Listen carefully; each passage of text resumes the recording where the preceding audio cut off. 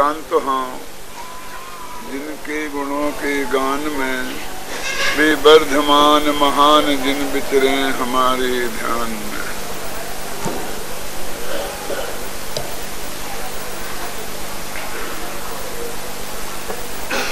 समय सार परमागम के मंगलाचरण के तीसरे कलश पर चर्चा चल रही है कि जिसमें ये लिखा है कि यद्यपि मैं शुद्ध चैतन्य मात्र तत्व हूँ फिर भी परिणति मलिन हुई है मोह ऐसे। एक श्वास में दो बात करते हैं पंक्ति पढ़ते हो। पर परिणति हेतु मोह नाम दोनुभावाद अविरत मनुभाव्या व्याप्ति कर्मासना काया मम परम विशुद्धि शुद्ध चिन्ह मात्र मूर्ते भवतु। कि मैं शुद्ध छंद पढ़ूं हिंदी का तो समझ में आएगा। यद्यपि मैं तो शुद्ध मात्र चैतन्य मूर्ति हूं, यद्यपि मैं तो शुद्ध मात्र चैतन्य मूर्ति हूं फिर भी परिणति मलिन हुई है मोहोदय से। ये जो मालिनी छंद है ये 4 पंक्तियों में छपा है, वास्तव में 2 पंक्ति का छंद है। तो एक ही पंक्ति में मतलब ऊपर की पंक्ति में एक कह रहे हैं और नीचे की पंक्ति में एक कह रहे हैं। परम विशुद्धि को पावे वह परिणति मेरी समय सार की आत्मख्याति नामक व्याख्या से। अब ये समझ लीजिए कि इसमें यदि हम अपनी जिद पर अड़ जाएं तो तीनों भाव परस्पर विरुद्ध दिखते हैं जबरदस्त। एक तो है कि मैं शुद्ध मात्र चैतन्य मूर्ति हूं, मैं लंच मात्र भी मेरे में विकार नहीं है और फिर भी परिणति मलिन हुई है दोनों बात में। तो एक यदि मैं पूरा एकांत से संपूर्णता किसी भी अपेक्षा अपर पक्ष नहीं है तो इसी कलश में उन्होंने उल्लेख कैसे किया कि वो परिणति मेरी, वो परिणति भी देखो संस्कृत में पढ़ा मम है ना। पर परिणति हेतु मोह नाम भावाद अवृति मनोभाव्या व्याप्ति कलमाशाया मम परम विशुद्धि। मम परिणति ऐसी हो रही है मेरी परिणति, तो परिणति को मेरी करे ऐसे नहीं कि पर अलग कोई विद्याचल हिमाचल जैसा पढ़ा है अलग अलग। दोनों अपेक्षाएं एक ही कलश में एक साथ व्यक्त कर रहे हैं।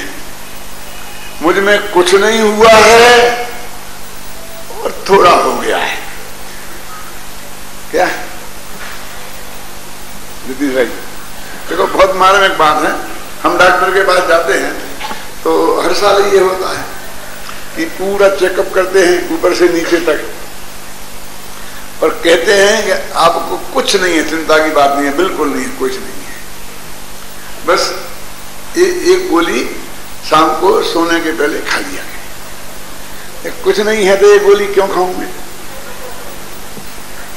बोलो कि नहीं, वो तो खानी पड़ेगी। कुछ नहीं है का मतलब क्या मुझे बताओ।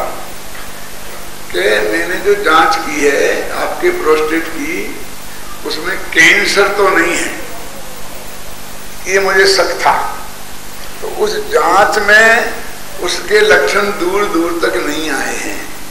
मैंने सब तरह से देख लिया है, नीचे ऊपर खून की जांच करके और अंदर से डाल करके ऊपर से देख करके और सोनोग्राफी करके और मोनोग्राफी करके जो जो होती हैं सब करके मैंने देख लिया है कि वो नहीं है, इसलिए कुछ नहीं है।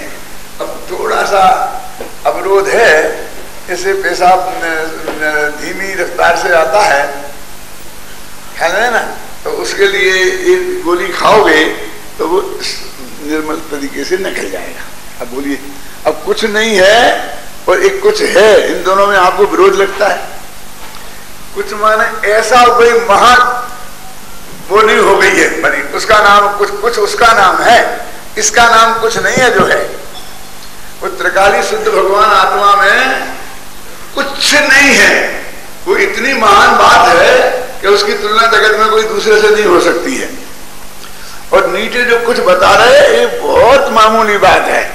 कहां वो त्रिकालीन है और कहां जो एक समय की पर्याय में, जो अगले समय में स्वयं ही नष्ट होने वाली है। ख्याल में है ना? कहां? तो वो कहते मेरी परिणति उसके लिए मैली हुई है। अब मैली हुई है तो फिर अपने गुरुदेव जैसे महापुरुष ने गुणस्थान पर पार्टी से निकाला कि मैली का क्या अर्थ है।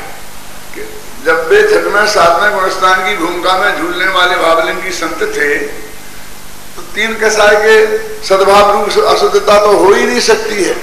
तो यहाँ जो भी संजुलन कसाय का उदय संबंधी और नौ कसायों के उदय संबंधी जो विकार है सिर्फ उसको यहां पर मलिनता कह रहे हैं। गुरुदेव के प्रवचनों में पढ़ना, इसमें भी किताब में लिखा है कि वो जो परिणति है वो कोई बहुत बड़ी मलिनता नहीं है। कौन सी मलिनता है सुशील जी? कि मुझे ये समय सार की टीका लिखने का भाव आ गया है। क्या कह रहे? ना मुझे शादी का भाव आया है, न किसी माँ बहन को छेड़ने का भाव आया है, न धंधा पानी करने का भाव आया है, न कोई पहाड़ी पर तीरथ बनाने का भाव आया है, कुछ नहीं आया है। ख्याल में ना? लेकिन तुम्हारी परिणति में मैली कैसे हो गई कि ये टीका करने का जो राग आ गया ना मुझे, क्यों? जगत के जीवों के कल्याण की भावना से सही है, अपने कल्याण की भावना से सही। तो ये जो विकल्प की तरंग खड़ी हो गई ना, ये अशुद्धि है। और इतनी भी अशुद्धि को भी अशुद्धि स्वीकार कर रहे हैं। हम क्या बात करते हैं, ये तो बहुत ही बढ़िया काम है, इसके लिए तो अभिनंदन किया जाना चाहिए उनका, क्यों? और हम करते भी हैं। देखो हम और आचार्यों को उनसे भी गहरी वाले होंगे, साधना वाले हुए हैं ना, मोक्ष गए जो, तो उन्हें हम लोग याद नहीं करते हैं, इन्हें इतना याद करते हैं। तो वो तो उनकी वो जो अपराध जिसे वो कह रहे खुद, उसकी ही प्रशंसा करते हैं ना। हम क्या करते हैं? उसी की गीत गाते हैं ना, दूसरे का क्यों नहीं गाते हैं? तो वो कहते मेरा यही मलिनता है। और ये मलिनता फिर देखिए फिर क्या है, परस्पर विरुद्ध बात, ये टीका करने से ही ठीक हो जाएगी। अरे भारे यही तो मलिनता है कि मेरा भाव आया है, और यही कैसे ठीक हो जाएगी उसी टीका करने से? मतलब सीधी सच्ची बात है कि टीका करने का विकल्प आया है और टीका हो जाएगी, विकल्प नष्ट हो जाएगा। समझने? बहुत सीधा सच्चा अर्थ कर रहा हूं, अभी गहरा भी करूंगा, चिंता घबराना नहीं। क्यों? तो ये विकल्प मेरे को आया है, ख्याल में है ना, कि मैं आपसे ये बात कहूं और बस मेरा वो विकल्प कह दिया, आपने सुन लिया गंभीरता से, तो हमारा विकल्प पूरा हो गया, झगड़ा खत्म, वो बात खत्म हो गई। तो जब मैं इसी टीका लिख दूंगा अथवा मैं लिखने का जो भाव है वो समाप्त हो जाएगा। एक तो ये है कि इस टीका की विशुद्धि से हो जाएगी ऊपर से अर्थ। अब दूसरी वो कहते हैं कि टीका के भाव लिखने के भाव से, उसी को तो मलिनता कहते हैं, और उसी भाव से वो कैसे नष्ट हो जाएगा? तो वो कहते हैं कि वो जो मलिनता है,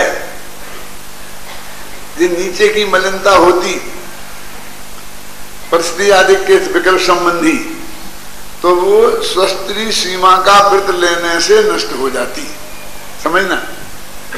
जो पाप रूप मलिनता होती तो स्वभाव रूप मलिनता से वो साफ हो जाती, भले थोड़ी सी ये मलिनता बहुत नहीं लग जाती। ख्याल में ना? लेकिन ये तो स्वभाव रूप मलिनता है। क्यों? ये खून का धब्बा खून से कैसे साफ होगा? खून का लगा हो धब्बा और लाल कलर का पानी हो, पानी में थोड़ा सा लाल कलर हो, ऐसा हो, कुएं का पानी मिट्टी है उसमें, बरसाती पानी में तो उस मिट्टी वाले पानी से धोएंगे तो खून का धब्बा तो धुल जाएगा, लेकिन मिट्टी का धब्बा उसमें लग जाएगा। मदन भाई, लेकिन मिट्टी के धब्बे कोई धोना हो तो मिट्टी से वो कैसे धुलेगा? है ना? तो वो कहते हैं कि ये बात गुरुदेव फरमाले, गुरुदेव ने अर्थ निकाला है जो मैं बता रहा हूं, आप पढ़ लेना सब में देख करके कि उस वक्त जो मेरे त्रिकाली ध्रुव भगवान आत्मा में का जोर है, जोर का माने क्या कि मैंने जब सम्मेलन प्राप्त किया था तब उसमें मेरा अपनापन स्थापित हो गया था और वो आज तक कायम है। एक तो ये बात है, श्रद्धा के लेवल पर वो चीज प्रकट पर्याय में आज तक बड़ी दृढ़ता से कायम है। दूसरा, मैंने उस दिन ये जान लिया था कि ये मैं हूं, तो ऐसी इसका नाम है सम्यक ज्ञान। तो इस सम्यक ज्ञान की किरण भी बिल्कुल जागृत अवस्था में है, वो सुप्तावस्था में नहीं है। मैं उपयोग, लब्धि, प्रवृत्ति ये शब्दों का प्रयोग जानबूझ के नहीं करना चाहता हूं, और उसमें पंडित लोग बहुत अटक जाते हैं, भटक जाते हैं, विवाद में पड़ जाते हैं। मैं क्या कह रहा हूं देवेंद्र कुमार जी कि वो जो मैंने अपनापन स्थापित किया था, ज्ञान में जाना था, वो मेरे प्रकट पर्याय में के ज्ञान में अभी भी वैसा ही वैसा विद्यमान है। उसमें कोई चेंज, कोई परिवर्तन मेरा नहीं हुआ। मेरे उन्हें विकल्प की तरंग खड़ी नहीं हुई कि ऐसा है कि नहीं है, एक बार बिता करके तो देख लो। देखो, मैं एक खतरनाक बात कहता हूं और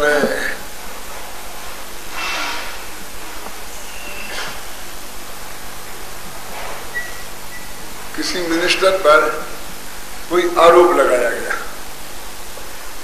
है ना, तो उससे कहते हैं कि आपको क्या तकलीफ है, अब सीबीआई का सामना के सीबीआई की जांच हो जाएगी और दूध का दूध और पानी का पानी हो जाएगा, तो आप ऑब्जेक्शन क्यों करते हैं?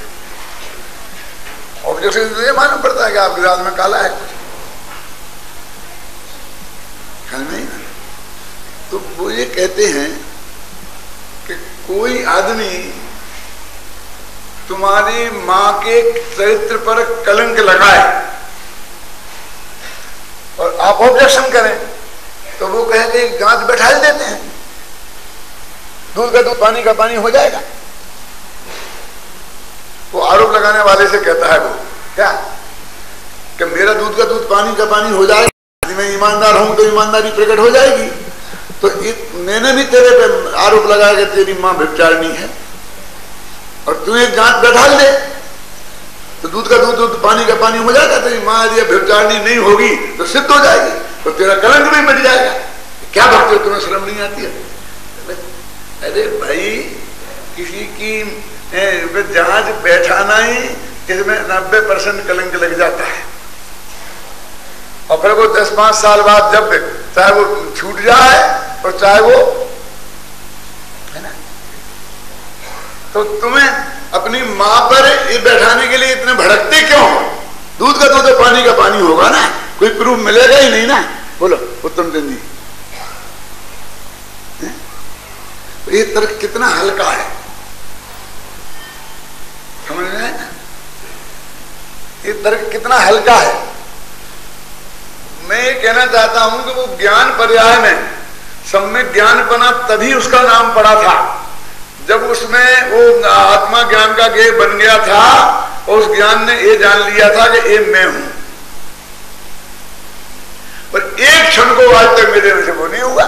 सीता ने अग्नि परीक्षा दी थी तो क्या कहा था कि हे अग्नि माता, यदि मैंने पति के रूप में रामचंद्र के अलावा किसी को भी रंच मात्र स्थान दिया हो, किसी दूसरे को के साथ जो पति के साथ संबंध होते हैं वैसे संबंध स्थापित करने का विकल्प भी मेरे चित्त में आया हो तो तू मुझे जला दे।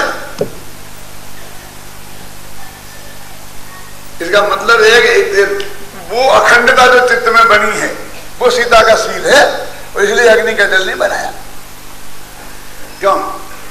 अब मैं इसी बात को आगे बढ़ाता हूं। क्यों जी? आप भी अपनी सीता से कह दो कि तुम अग्नि परीक्षा दे, तब मानूंगा मैं सही। क्या सीता जी ने दी थी ना, उसमें भी झूठा आरोप लगा था और दूसरा तो भी एरा गहरा नथु खैरा कोई भी धोबी नाई क्या और आरोप लगाने को तैयार है, और तुम अग्नि परीक्षा दे दे। बोलो कितनी माताएं बहनें तैयार हैं और कितने घर वाले अपनी माताओं बहनों को आग में झोंकने के लिए तैयार है। कोई भी नहीं, धोबी कहीं से भी कुछ आरोप लगा देगा।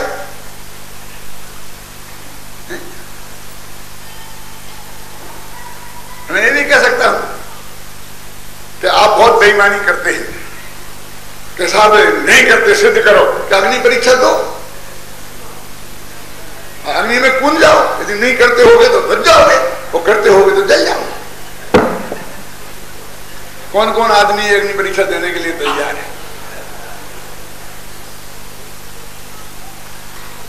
तो पश्चाताप की किताब आपको बांटी है, और आप लोग पढ़ेंगे उसे, और हमें सब कभी मौका मिलेगा तो हम आपको उसको पूरा पढ़ के सुनाएंगे भी, ख्याल में है ना। लेकिन आप ये मोटा सा तर्क हमारे ख्याल में नहीं आता इस जगत को, तो एक झटके में ऐसा बोल देता है। तो ज्ञान में से एक समय को मैं त्रिकाली ध्रुव हूं और अन्य कुछ नहीं हूं, राग द्वेष रूप में नहीं हूं, मैं समर्थ ज्ञान चार रूप पर्याय में नहीं हूं, ये श्रद्धा उसकी ऐसी अडग रही है।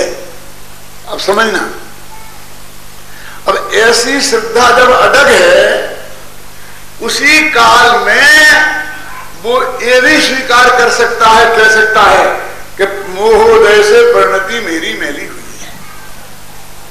तो वो जो शुद्धता की शुद्ध चैतन्य मात्र मूर्ति हूं वो खंडित हो गई। इसने क्या उसको कमजोर कर दिया? क्यों? इस तत्व ज्ञान ने उस तत्व ज्ञान को कमजोर किया क्या प्रसन्न भाई?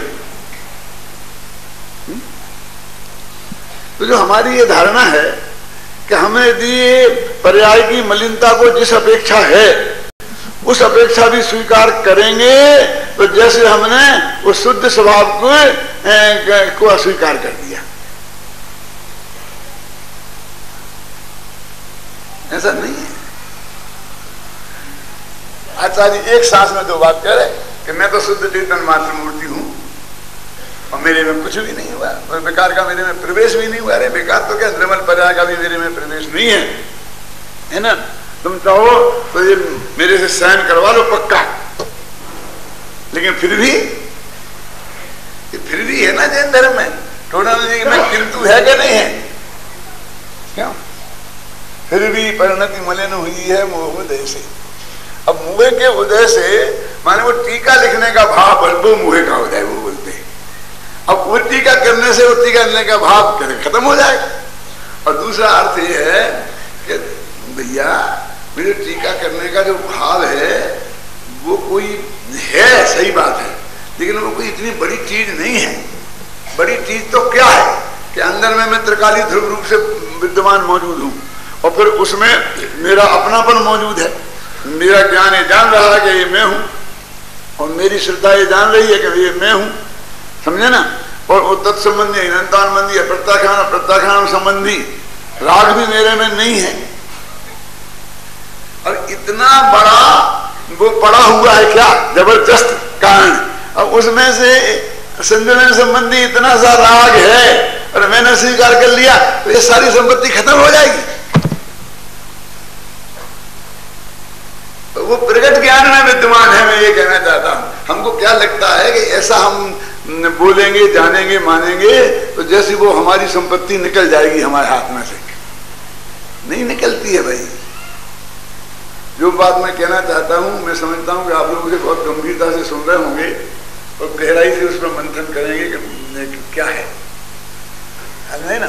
अब देखिए, इसलिए मैंने लिखा है सब गुरुदेव के प्रवचन पढ़े जितने होंगे, 50 होंगे पेज के तो 50 पेज के, 100 पेज के तो 3 दफे पढ़ करके ये सब लिखा है मैंने।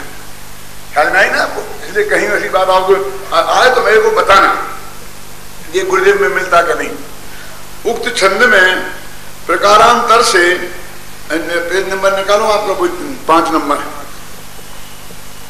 आचार्य देव ने समय सार की व्याख्या लिखने का संकल्प भी व्यक्त किया है और प्रतिज्ञा भी की है। डबल कि मैं लिख रहा हूं, मैं प्रतिज्ञा कर, प्रतिज्ञा वाक्य माना जाता है। आपको प्रतिज्ञा की और कह रहे कि नहीं मैं बेकार है और मैं तो इसे नष्ट करना चाहता हूं, और दे क्या संकल्प भी लिया है और प्रतिज्ञा की है। अब क्यों जी इसको प्रतिज्ञा वाक्य बोलते हैं कि नहीं? बुच्छामी समय पाहोड़े मैंने मोसवे केवली बनियम, ये है ना प्रतिज्ञा वाक्य। ये सब का उसको पढ़ोगे अब न्याय शास्त्र वगैरह को, तो इनको प्रतिज्ञा वाक्य कहती है। मंगलाचरण के साथ तत्काल प्रतिज्ञा वाक्य लिखना पड़ता है। ये बताना पड़ता है कि मैं क्या करने जा रहा हूं। तो उन्होंने प्रतिज्ञा करी, समझे ना? अब धीरे से प्रतिज्ञा करी, अरे इतनी दृढ़ता से करी, अरे तुम इसका करता धरता है ही नहीं और उसकी प्रतिज्ञा कर रहा है मैं करूंगा, कर सकता ही नहीं, टीका लिख सकता है। अपन कहें टीका की लिख ही सकते हैं, जड़ की क्रिया है, लिख सकते हैं, और स्वभाव भी उनके हाथ में है। क्रमबद्ध पर्याय में होगा तो आएगा, नहीं तो नहीं आएगा। एक क्षण की बात को तो पलट नहीं सकते हैं। उत्तम चंद जी का बहुत तर्क मुझे बहुत अंदर से गहराई में प्रवेश कर गया है कि आप ये कहते हो कि मैं अपना तो करूं, तो मैं आप ये कहता हूं करूं तो उसे माना जाता है कि मैंने किया, कि यदि मैं नहीं करता और वो नहीं होता, क्यों? तो मैं कहता हूं मैं अपने भावों का करता हूं, तो मैं आपसे पूछता हूं कि आप करता मत बनो और फिर भावों को होने से रोक दो। माने वो उतने समय द्रव्य का परिणमन रुक जाएगा कि नहीं जैसे कहना चाहते वैसे नहीं होंगे, दूसरे तरीके हो जाएंगे। सवाल हमारा कैसे होंगे वो थोड़ी है, उसका परिणमन होगा कि नहीं, और यदि वो होगा तो उसका कर्ता मैं कैसे हो सकता?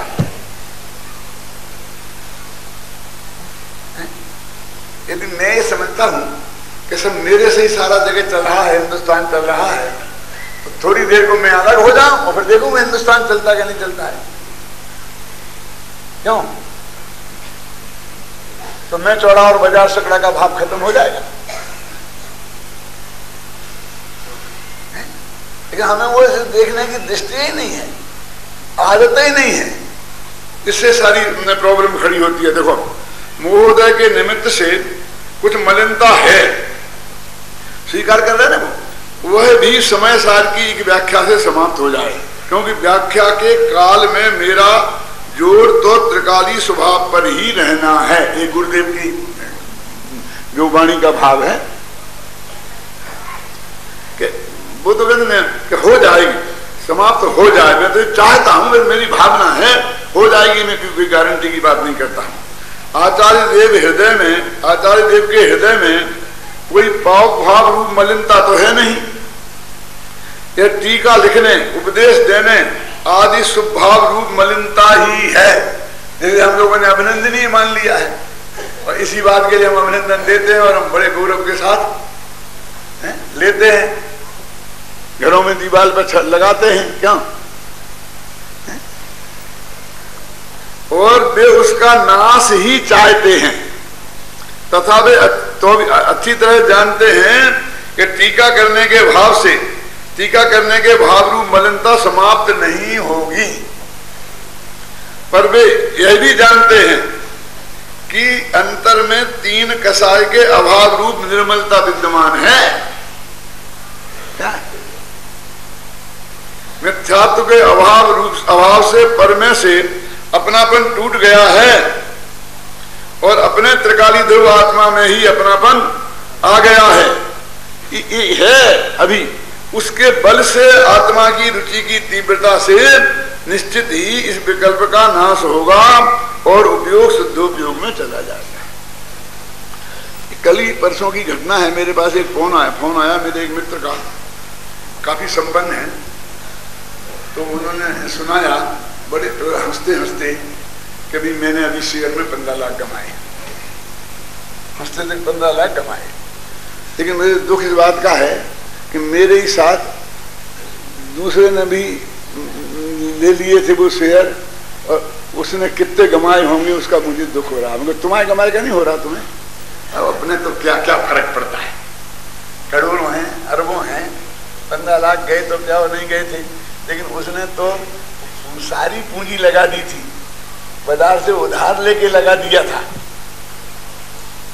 क्यों? उसका क्या हुआ होगा? समझ में ना? क्या गजब के आदमी यार तुम। बोले हम तो आटे में नमक लगाते हैं, खेलते हैं खेल जैसा। आ गए तो 50 में आ जाते, 15 लाख चले गए तो 15 लाख चले गए। ख्याल में है ना? आते तो हंसते रहते हैं और बड़ा वरदान भी दे रहे हैं, भगवान बोल रहे हैं 15 लाख गए हैं। अब वो उस बेचारे के डंडा मंडा उखड़ गए होंगे उसके संकल्प विकल्प परिणाम कैसे हो रहे होंगे। आचार्य कहते हैं मेरे को इतना सा विकल्प है, उतने में तो मेरी ये हालत हो रही। अब जिनके विकल्पों का ढेर लगा हुआ है कर्तव्य का, जैसे समझते हैं सारा मेरे ही से चल रहा है, मैंने दी, ऐसा नहीं करूंगा तो ये नहीं होता, ये नहीं होगा तो ये नहीं होगा, ये नहीं होगा तो ये नहीं होगा। क्या बताऊं, बात आपको बहुत कड़वी लगेगी, लेकिन मैं सच्ची बात आपको बोल रहा हूं कि यहाँ पर एक बहुत आतंकवाद का समय आया था, देश में भी, हमारे जयपुर में भी, और देश के विरुद्ध भी और अपने विरुद्ध भी। तो जब रोजीना ऐसी आशंका होती थी कि आज लोग आएंगे और ये हमारी मूर्तियां तोड़ देंगे ऊपर जो लगी है, तो चर्चा होती थी, बहुत आतंक का वातावरण था। तो विद्यार्थियों में खूब जोश है नई उम्र के, तो सब वहां पर लाठी लेके और ड्यूटी पे खड़े रहते हो, देखते हो, ये करते हो, मतलब भजन गाते रहते हो, ऐसा ऐसा करते थे। मैंने आया कि बाहर से ये क्या हो रहा है, ऐसा जान की बाजी चली जाएगी, लेकिन मूर्ति को हाथ नहीं लगाने देंगे। वसंत भाई सही घटना है, मैं बता रहा हूँ आपको। और गद्दी पे बैठ के कह रहा हूँ वो टेप हो जा रही है, इसमें शायद मेरे को कभी बहुत तकलीफ भी उठानी पड़ सकती है, लेकिन सुनो, वो विचार लोग पहुंचे मैं चाहता हूं। मैं कहता हूं अपने कमरे में जाओ, पढ़ो, कोई जरूरत नहीं है। यहाँ पर हमारे जो चौकीदार रखे ना 4 बंदूक वाले, वो देखेंगे सब, तुम अपनी पढ़ाई करो। नहीं साहब ऐसा हो जाएगा तुम जान की वजह। क्या कहा तूने? जान की वजह? तेरे माँ बाप ने हमें तेरी जान की बाजी लगाने के लिए यहाँ नहीं भेजा है, पढ़ाकर विद्वान बनकर वापस लेने के लिए हमें भेजा है। नहीं साहब मूर्ति देखो, मूर्ति को कुछ होने वाला नहीं है, होगा तो ये बचा लेंगे बंदूक वाले चौकीदार, और यदि ये नहीं बचा पाएंगे तो तुम्हारी लाठी कुछ काम आने वाली नहीं है। समझना मैं क्या कहना चाहता हूं? लेकिन ऐसे में तुम एक आज चले गए तो मैं तुम्हारे माँ बाप को क्या जवाब दूंगा? मूर्ति चली गई तो मूर्ति चली गई तो हम एक की जगह 3 प्रतिष्ठा कराएंगे। यदि भाई से कहेंगे अच्छी मूर्ति लाओ, पंचकर्मा करा के ठाट बाट से 3 विराजमान कर देंगे, वो तो हम कर सकते हैं, लेकिन तेरे माँ बाप के लिए तुझे कहां से लाएंगे?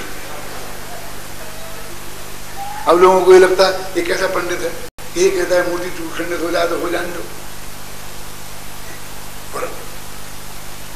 अब मैं आपसे बोलता हूं, मैं आपसे छाती पे हाथ रख के यहां विचार करो 2 मिनट में, तो मेरे विचार से आप सहमत होते हो कि नहीं? यहाँ दुष्ट लोग आए और मेरे सामने वे मूर्ति को खंडित करें और मैं पूरी ताकत से रोकूं, और रोक कर मैं कहूंगा पहले तुम मुझे मार दो, मेरे हाथ पैर तोड़ दो, तब तुम मूर्ति को तोड़ सकते हो। क्यों? मेरे भले तोड़ दो, मूर्ति को मत तोड़ो। और वे मेरे सचमुच मेरे हाथ पैर तोड़ के चले जाएं और मूर्ति को सुरक्षित छोड़ दें, तो आप सबको ये स्वीकार है क्या? छाती पे हाथ रख के विचार कर, मुंह से नहीं बोलना है। नहीं साहब नहीं, तो मूर्ति तो तोड़ जाए, हम तो 10 आप रहोगे तो 10 मूर्तियां लग जाएंगी, 50 लग जाएंगी, और आप ये बात कभी नहीं करना। तो मेरे 71 वर्ष के बुढ़े को 2 साल जिंदगी होगी, उसके लिए आप इतने आकुलित होते हो। तो ये नई उम्र के बच्चे जिनका अभी पता ही नहीं है ये कितनी प्रतिभा इनमें भरी है, कितने हुकुमचंद इनमें से तैयार होंगे, तो उनको मैं दाव पे कैसे लगा सकता? ये मेरा विचार है पक्का। अब जो ये मूर्ति को तोड़ जान दो, ऐसे कहेंगे, ऐसे लोग विचार करेंगे तो करेंगे, मैं क्या कर सकता हूं? जो मैं उस तथ्य का प्रतिपादन कर रहा हूं और अपने भाव को स्पष्ट कर रहा हूं, उसको समझने की ताकत तुम में नहीं है, तो मेरे पास उसका कोई इलाज नहीं है। और ऐसे लोग मुझे बुरा समझते भी नहीं तो मुझे उसका विकल्प भी नहीं है। सज्जन लोग, भले लोग, अच्छे लोग जिस दिन मुझे बुरा मानेंगे, हमें उसका उस पर चिंतन आएगा। जो बुराइयों के भंडार हैं उनको कहने से कहां जा, किस किस को रोक सकते हैं? कल में ना देखो आगे बढ़ते हैं। टीका करने के भाव से टीका करने के भाव रूप मलानता समाप्त नहीं होगी, पर वे यह भी जानते हैं कि अंतर में तीन कसाय के अभाव रूप निर्मलता, जो ये पर्याय की संपत्ति, वो द्रव्य की संपत्ति तो पहले ऊपर बता दी है, जन्मात्र मूर्ति हूं। अब ये पर्याय की संपत्ति देखो, तीन कसाय के अभाव रूप निर्मलता है। मिथ्यात्व के अभाव से पर में से अपनापन टूट गया है, अपने त्रिकाली ध्रुव आत्मा में अपनापन आ गया है, और ये सदा कायम है। अभी जो बताया ना, ज्ञान में, श्रद्धा में, आचरण में, मतलब उसमें है ना, परिणति में, उसके बल से आत्मा की रुचि की तीव्रता से निश्चित ही विकल्प का भी नाश होगा और उपयोग शुद्धोपयोग में चला जाएगा। इससे जाएगा, और वो मेरे पास है। इसके विकल्प को नाश करने के लिए ये कितनी तैयारी मेरे पास है, कितनी सेना है, ख्याल में आया ना? अरे बॉर्डर पे 4 आदमी थे तो क्या फर्क पड़ता है? हमारी सेना में तो 4 करोड़ है ना, क्यों? और यदि वहां पर 4 हाथ पीछे हट गए तो क्या फर्क पड़ता है? अब मैं ये नहीं कहना चाहता हूं एक आध मर गया तो क्या फर्क पड़ता है, फिर वो सेंसिटिव हो जाएंगे आप। क्या वो 4 आदमी पीछे हट गए और 4 में से 4 या 2 मर गए तो उस हिंदुस्तान हार गया? क्यों? तो ऐसी थोड़ी विकल्प आ गया समय सार की टीका लिखने का, तो मेरी जो संपत्ति है पर्याय की संपत्ति की बात है, द्रव्य के स्वभाव की नहीं। वो इतनी अधिक है कि उसके सामने इसमें क्या होता है। जैसे वो कहते 15 लाख गए तो मुझे तो कोई असर ही नहीं पड़ा, तो जिसको 15 लाख गए उसे असर नहीं पड़ेगा, लेकिन इतनी संपत्ति हो तो आचार्य देव कहते मेरे को थोड़ा आ गया तो मेरे को कोई फर्क नहीं पड़ा, लेकिन तुम इस होड़ में मत रहना, नहीं तुम्हारे डरिया डंडा उठ जाएंगे, मकान बिक जाएगा। मुझे मैं ये बात क्यों कही थी कि तुम्हारे यहां तो अपवित्रता का ढेर है, और पवित्रता की अभी चिंगारी नहीं फूटी है। तुम्हारे तो कर्तृत्व के अभिमान में थोड़ा भी, समझे ना, उतार नहीं आया है एक क्षण भी। मुझे मैं ये बात क्यों कही थी कि तुम्हारे यहां तो अपवित्रता का ढेर है, और पवित्रता की अभी चिंगारी नहीं फूटी है।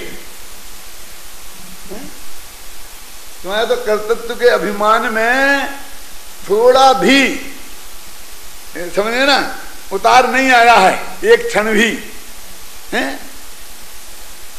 हम अभी उसमें कितने चढ़े हुए हैं, मन वचन काय कृत काय अनुमोदना से एकदम, है ना।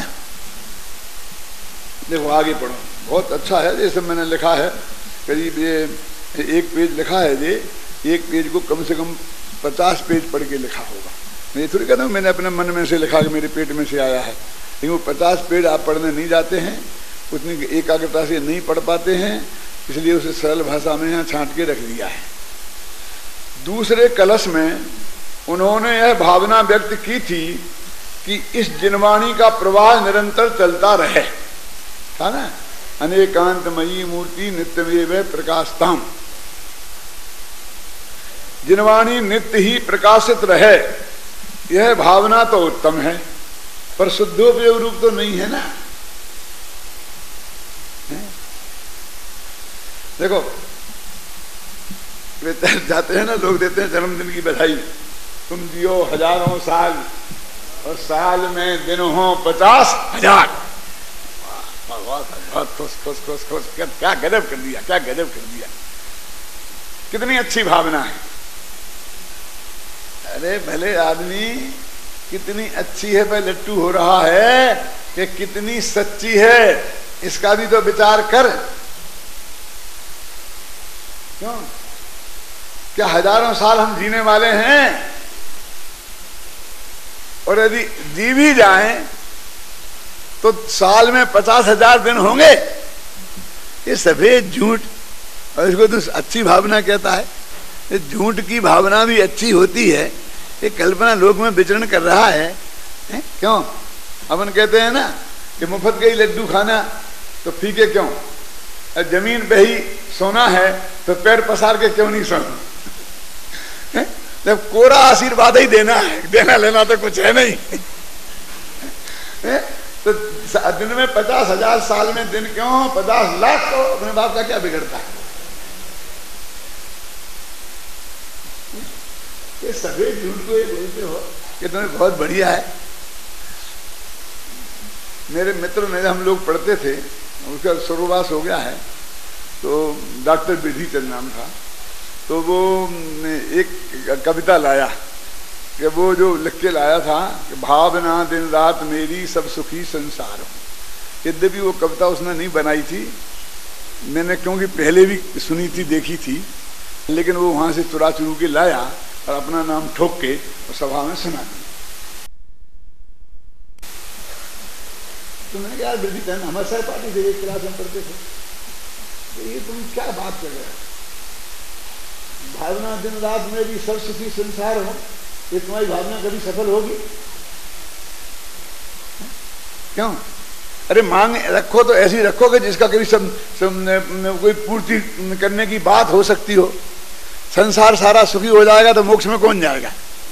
ये संसार तो दुख का नाम है। तो मैंने जरा उसको ये सब समझाया, उस वक्त जब पढ़ता था तो मतलब मेरी नहीं है, तुम्हारे लिए।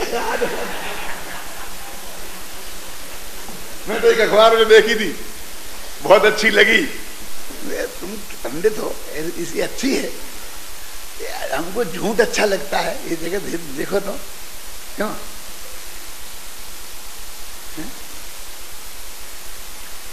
देखो, शुद्धोपयोग रूप तो नहीं है, पर आचार्य देव को यह मलिनता, यही मलिनता भाषित होती है, मानो उसके नाश के लिए शुद्धात्मा के जोर वाले शास्त्र की टीका लिखने का भाव होने आया है।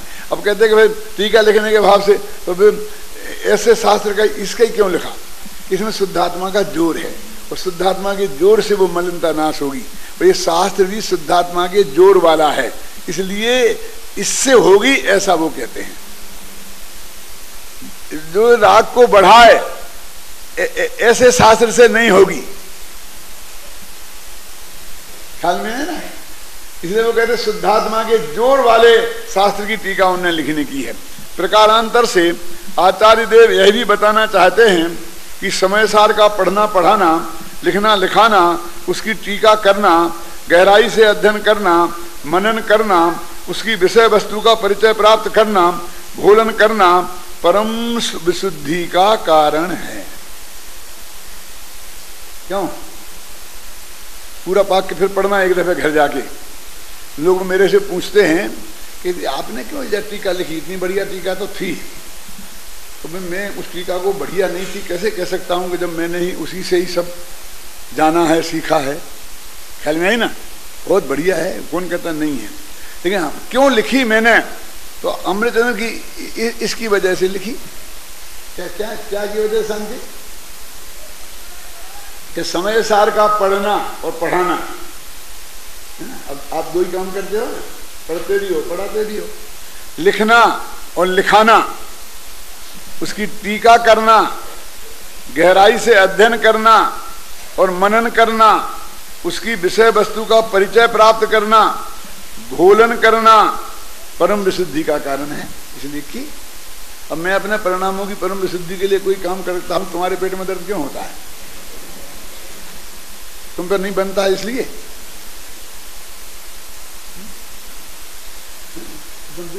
आप भी एक लिखो। यदि मैं शुरू करा तो उसमें मैं आपको पहले से ही बधाई दूंगा। अरे कंजूसो, कम से कम अच्छे काम की सराहना करना तो सीखो। कर नहीं सकते हो कुछ तो। ये मैं नहीं कह रहा हूं, आचार्य रामचंद्र शुक्ल ने लिखा है कि लोभियो, तुम नहीं कर सकते हो कुछ तो भले काम की प्रशंसा करना तो सीखो। उससे भले काम को प्रोत्साहन मिलता है। और बुरे काम की निंदा करना सीखो, उससे बुरे काम दुनिया से छूटते हैं, कम होते हैं। तुम पे इतना भी नहीं होता है। इसलिए उनको लिखा है कंजूसो। ये पैसा पैसा मत दो, कुछ नहीं करो, लेकिन ये दो शब्द अनुमोदना के बोलने में तुम्हारे बाप का क्या बिगड़ता है, ऐसा उन्होंने लिखा है। पढ़ना, वो लोभ नाम का पाठ है जो उनका निबंध है आचार्य रामचंद्र शुक्ल ने, उसमें ये लिखा है। आचार्य अमृतचंद्र इस कलश के माध्यम से स्वयं की वर्तमान पर्याय की स्थिति का ज्ञान भी कराना चाहते हैं और जिनवाणी के अध्ययन मनन की और स्वाध्याय करने की प्रेरणा भी देना चाहते हैं।